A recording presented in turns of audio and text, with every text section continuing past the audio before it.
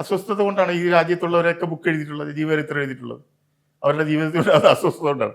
ഇതെല്ലാം ഒരേ കാലം കഴിയുമ്പോൾ നമ്മളൊക്കെ പ്രായമായി, ഇനിയുള്ള നമ്മുടെ വരുന്ന തലമുറ എല്ലാം മനസ്സിലാക്കണം കുറേ കാര്യങ്ങൾ. അഹങ്കരിക്കരുത്, ഇങ്ങനെയൊക്കെ ആയിരിക്കണം, അങ്ങനെ ആയിരിക്കണം എന്ന് പറയുന്നത് എൻ്റെ ഒരു കടമയായിട്ട് കാണുന്നു. പൊതുസമൂഹത്തോട്ടുള്ള ഒരു ബാധ്യത. അത് പറയണം പിള്ളേരുടെ അടുത്ത്. ഇനി വരുന്ന തലമുറയ്ക്ക് ഇങ്ങനെ ഉണ്ടാകാൻ പാടില്ല.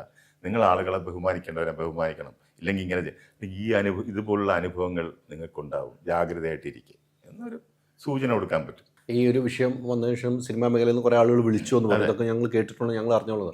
ഒടുവിലുണ്ട് കൃഷ്ണൻ്റെ കുടുംബങ്ങൾ, ഇനിയുള്ള കുടുംബങ്ങളും ഒക്കെ ഉണ്ട്. ഇവരൊക്കെ ആരെങ്കിലും ബന്ധപ്പെട്ടിരുന്നോ? ഒരുപാട് പേര് ബന്ധപ്പെട്ടു. ഈ രഞ്ജിത്തിൻ്റെ കുടുംബത്തിൽ തന്നെ എനിക്ക് ഒരുപാട് പേരുമായിട്ട് ബന്ധമുണ്ട്. അവരൊക്കെ എന്നെ പലരും വിളിച്ചു. അവരെല്ലാം വളരെ ഞാൻ പറഞ്ഞതിനോട് അനുകൂലമായിട്ടാണ് പറഞ്ഞത്. കുറേ അഹങ്കാരം ഉണ്ടായിരുന്നു, അതെന്ത് ചെയ്യാനാണ്, പുള്ളി അങ്ങനെ ആയിപ്പോയി എന്നാണ് പറയുന്നത്. പുള്ളിയുടെ അടുത്ത ബന്ധുക്കൾ, ഞാൻ പറഞ്ഞില്ല, രാജീവൊക്കെ എൻ്റെ അടുത്ത സുഹൃത്തുക്കളായിരുന്നു. അദ്ദേഹത്തിൻ്റെ ജ്യേഷ്ഠനാണ്. അതുപോലുള്ള ആളുകളൊക്കെ വിളിച്ചായിരുന്നു. രഞ്ജിത്തിന്റെ ഒരു അനുജനുണ്ട്, രഘു നന്ദകുമാർ എന്ന് കണ്ട പേര്. അതുപോലത്തെ ഒരു ഇതിനകത്ത് നിന്ന് ഒരു മെസ്സേജ് വന്നു. അദ്ദേഹമാണെന്നറിയില്ല, അതേ പേരിൽ നിന്നാണ് വന്നിരിക്കുന്നത്. ഞാൻ അതിൽ കയറി നോക്കിയപ്പം നന്ദനത്തിന്റെയും അത് ഇതൊക്കെ കിടപ്പുണ്ട് പോസ്റ്റൊക്കെ. അപ്പൊ അതിൽ നിന്ന് ഒരു വോയിസ് മെസ്സേജ് വന്നു. ആ ഓഡിയോ ഒന്ന് കേൾപ്പിക്കാൻ പറ്റുമോ? അതുവരെ എടുത്താണോ? ആരാണ്? എനിക്ക് അത് കൃത്യമായിട്ട് അറിയത്തില്ല. ഒരു വന്നിരിക്കുന്നത് രഘുനന്ദ് PK എന്ന് പറയുന്ന ഒരു മെസ്സഞ്ചറിൽ നിന്ന് വന്ന ഒരു വോയിസാണ്. അപ്പം ഞാൻ അതിൽ കയറി നോക്കിയപ്പോൾ അതിനകത്ത് രഞ്ജിത്തിൻ്റെ ചിത്രങ്ങളും സിനിമ ഇതൊക്കെയാണ്. അദ്ദേഹത്തിൻ്റെ അനുജൻ്റെ പേരും രഘുനന്ദൻ എന്നങ്ങോട്ടുമാണ് പേര്. അപ്പോൾ അതിൽ പറഞ്ഞിരിക്കുന്നത് 2 വാക്കേ ഉള്ളൂ, ഒന്ന് കേൾക്കാം. തന്തയ്ക്ക് വിളിച്ചാൽ നിന്നെയും തല്ലും അശറപ്പേ. തന്തയ്ക്ക് വിളിച്ചാൽ നിന്നെയും തല്ലും അശറപ്പേ എന്നാണ് പറയുന്നത്. അതായത് കൃഷ്ണൻ തന്തയ്ക്ക് വിളിച്ചു എന്നാണ്, അതായിരിക്കണം വരുന്നത്. അതായത് തന്തയ്ക്ക് വിളിച്ചുകൊണ്ടാണ് എന്നുള്ള ഒരു ധ്വനിയാണ് അതിനകത്തുള്ളത്. അതാണ് ഞാൻ പറഞ്ഞ അങ്ങനെയല്ല അവാർഡ് പ്രശ്നമായിരുന്നു. അങ്ങനെ കയറി തന്തയ്ക്ക് വിളിക്കുക. ഒന്ന് ആലോചിച്ച് നോക്കിയാൽ, ഒരാളെ കയറി ഒരു പാടത്തിൽ സിനിമയിൽ അഭിനയിക്കാൻ വന്ന ആൾ ഒരു വലിയ ഒരു എന്താ പറയുക സ്ക്രിപ്റ്റ് റൈറ്ററാ കയറിയിട്ട് നിന്റെ തന്ത മറ്റേതെന്നൊക്കെ പറയാം. അതൊന്നും നമ്മൾ വിശ്വസിക്കാൻ പറ്റില്ല. അവാർഡിനെ പറ്റി പറയാം, അത് എന്തെങ്കിലും ചിലപ്പോൾ ഇതായിട്ട് പറയും.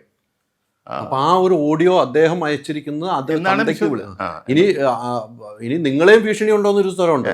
എന്നെ എന്ത് ഭീഷണി? എനിക്ക് എന്ത് ഭീഷണി? അഷ്റഫ് തന്തയ്ക്ക് വിളിച്ചാൽ അഷ്റഫിനെയും കയറി തല്ലും. ആ ഒരു ഭീഷണി സ്വരം അതിനകത്തുണ്ട്.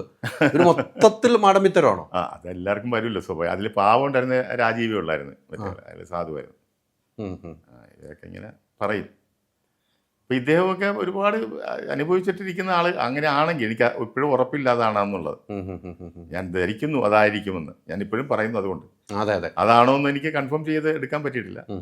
അദ്ദേഹത്തിന്റെ അതാണ് ഞാൻ കാണിച്ചത്. ആ പ്രൊഫൈൽ വേണമെങ്കിൽ പ്രൊഫൈലിലൊക്കെ പോയപ്പോൾ അദ്ദേഹത്തിന്റെ ആണെന്ന് തോന്നുന്നു അല്ലേ? താങ്കൾ അതിന് മറുപടി ഒന്നും കൊടുത്തില്ല. എന്തിന് നമുക്കറിയില്ല.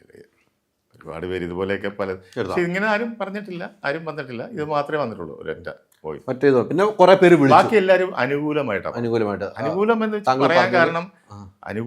പറയാൻ കാരണം അത്രത്തോളം സ്നേഹമാണ് ഈ ഒടുവിൽ ഉണ്ണികൃഷ്ണനോടുള്ള ആളുകളുടെ സ്നേഹം. ഭയങ്കരമാണ്. അവർക്കെല്ലാം വിഷമം. സ്ത്രീകളൊക്കെ ഒരുപാട് പേര് കരഞ്ഞു പോയെന്നാണ് പറയുന്നത്. ഇത് കേട്ടിട്ട് കണ്ണെന്നറിയാത്ത സ്ത്രീകളില്ല. പറഞ്ഞിട്ട് കാര്യമുണ്ട്. ഇനിയിപ്പം താങ്കളെ സംബന്ധിച്ചോളം ഇനിയും ഒത്തിരി ബോംബുകൾ പൊട്ടിക്കാതിരിക്കുന്നു. ആ ബോംബുകൾക്ക് വേണ്ടി കാത്തിരിക്കുകയാണ് സമൂഹം. താങ്കൾ ഇപ്പോഴും ഒന്നും കൂടെ പറയുന്നു, എൻ്റെ അടുത്തും കൂടെ പറയുന്നത് ബോംബുകൾ ഉണ്ട്. അത് അല്ല, ഞാൻ ബോംബ് എന്ന് ഉദ്ദേശിച്ചത് അങ്ങനത്തെ കാര്യം, ഇതുപോലുള്ള കാര്യങ്ങൾ നടന്ന അതായത് ആളുകൾ പ്രതീക്ഷിക്കാത്ത വലിയ വലിയ വിഗ്രഹങ്ങൾ സിനിമയിൽ അവർ ചെയ്ത ചില ദുഷ്ചെയ്തികൾ. അത് ഞാൻ പറയില്ല, അത് ഒരിക്കലും അവരുടെ പേഴ്സണൽ വിഷയങ്ങളോ കുടുംബ വിഷയങ്ങളോ അല്ല. അതല്ലാതെ പൊതുവായിട്ട് സിനിമയിൽ സംഭവിച്ചിട്ടുള്ള കാര്യങ്ങൾ ഞാൻ പറയും. Ultra modern kitchen devices. ഒരു കിച്ചണിൽ വേണ്ട എല്ലാ ലേറ്റസ്റ്റ് ബ്രാൻഡുകളും ഇവിടെയുണ്ട്. ലോകോത്തര ബ്രാൻഡുകൾ, original products, wide range. MyG future.